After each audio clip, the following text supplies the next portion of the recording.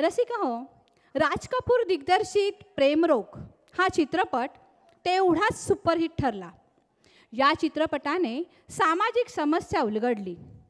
अभिनेत्री पद्मिनी कोल्हापुरे आणि तिचे नृत्य हम तो भये परदेस हे पाहून लग्न ठरलेल्या एका अल्लड मुलीच्या मनातील भावना आपल्याला लगेच समजून येतात. त्या काळातील आणखी एक सुपरहिट जोडी म्हणजे अमिताभ व रेखा. त्यांचा मिस्टर नटवरलाल हा चित्रपट त्या काळी लोकांनी अगदी डोक्यावर उचलून घेतला.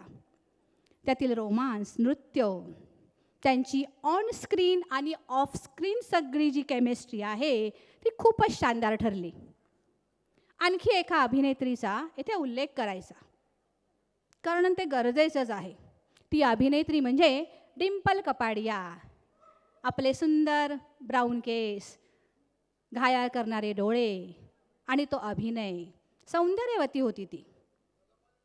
खरं तर आता ह्या सगळ्यांची मी नावं घेतली, पण ह्या सगळ्यांची नावं घेण्यामागे एक उद्देश आहे की एका स्त्रीच्या जीवनातले हे टप्पे आहेत की विवाहानंतरनं ती रोमांसमध्ये जाते, त्याच्यानंतरनं साहजिकच आहे थोड्याफार काहीतरी कुरबुरी घडतात.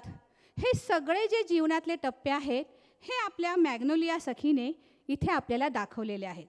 चला तर अतिशय सुंदर असं आपण आता नृत्य पाहणार आहोत दीपाली बोडके या सखीकडून.